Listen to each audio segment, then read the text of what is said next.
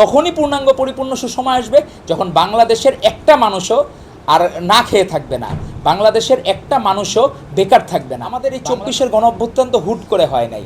আমরা যে এখন যে সুন্দরভাবে প্রোগ্রামটা করতেছি এটা একবারে তো হয় নাই, এটা হয়েছে অনেক ত্যাগের বিনিময়ে। অবশ্যই এখানে অনেকগুলো প্রভাবক ছিল। অ্যাডভোকেট রুহুল কবির রিজভী আহমেদ গতকালই ভারপ্রাপ্ত মহাসচিব হয়েছেন। উনি জন্মদিনে কেক কাটেন নাই। উনি কোনো দিন তার প্রকৃত যে জন্মদিন উনি নিজে কখনো কাউকে বলেন না যে আজকে তার জন্মদিন, এটা নিয়ে খুব বড় আনন্দের বিষয়। আমরা অনেকে দেখতাম না যে ফ্যাসিস্ট লীগের আমলে এই জন্মদিনের কথা বলে এক শেখ মুজিবের জন্মদিন উপলক্ষে তার বন্দনার জন্য 7,500 বই লিখছিল। এটা অফিসিয়ালি আনঅফিসিয়ালি 7,500 বই শুধু মুজিব বন্দনার জন্য।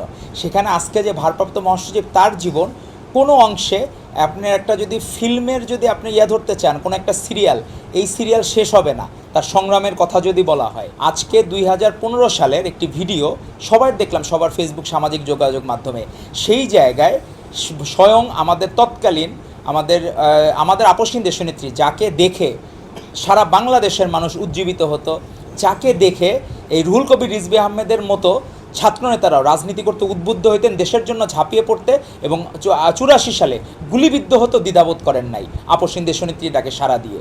তো এরকম আদর্শিক নেত্রী, উনি নিজে বলেছিলেন যে রিজভী এত ভালো একটা ছেলে, সৎ একটা ছেলে, ওকেও জেল গেটে বারবার আটকে দিচ্ছে। এটা 15 সালের 1 নভেম্বর লন্ডনে উনি একটা বক্তব্যে, কারণ বারবার ওইখানে কি আবার ম্যাডাম নিজের মুখে বলতেছেন যে মাল পানি না দিলে তো ওইখানে ছাড়ে না, জেল গেট থেকে আবার ধরে নিয়ে যায়।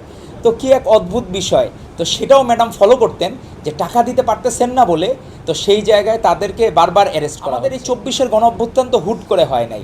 আমরা যে এখন যে সুন্দরভাবে প্রোগ্রামটা করতেছি এটা একবারে তো হয় নাই, এটা হয়েছে অনেক ত্যাগের বিনিময়ে।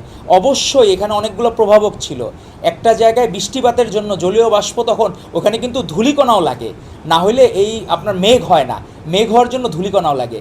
তো সেই সময় যে মানুষের মনে যে স্ফুলিঙ্গ হয়েছিল তার পিছনে যে প্রভাবক, যেমন উনি ইন্ডিয়ান পণ্য বয়কট করেছেন, আমরা সেই জায়গায় দেখেছি কতখানি দেশপ্রেমিক হলে স্বদেশি পণ্যকে আফোল্ড করা। এই যে একজন দেশপ্রেমিক নেতা, তো আমরা মনে হইলো আমরা বাংলাদেশপন্থী প্রধানমন্ত্রী পেয়েছি জনাব তারেক রহমানকে, আর আমরা বাংলাদেশপন্থী ভারপ্রাপ্ত মহাসচিব পেলাম অ্যাডভোকেট রুহুল কবির রিজভী আহমেদকে। আজকে উনি জন্মদিন পালন না করে উনি এটা মেসেজ দিতে চান যে কোনো সময় মানুষের মধ্যে কোনো পরিবর্তন হওয়া যাবে না। দুঃসময় ছিল এক সময়, ওই সময় উনি পালন করেন নাই, এখন আমরা ধরতেছি হাসিনা নাই, সেক্ষেত্রে আংশিক সুসময় ধরতে পারি, কিন্তু আমাদের পরিপূর্ণ বা পূর্ণাঙ্গ সুসময় এখন আসে নাই।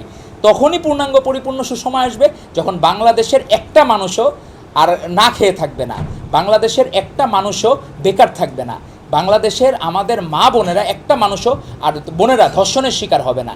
সেই দিনই আমরা প্রকৃত বাংলাদেশ উপহার পাবো, এবং সেটার জন্য সারা বাংলাদেশ সকলের সহযোগিতা প্রয়োজন।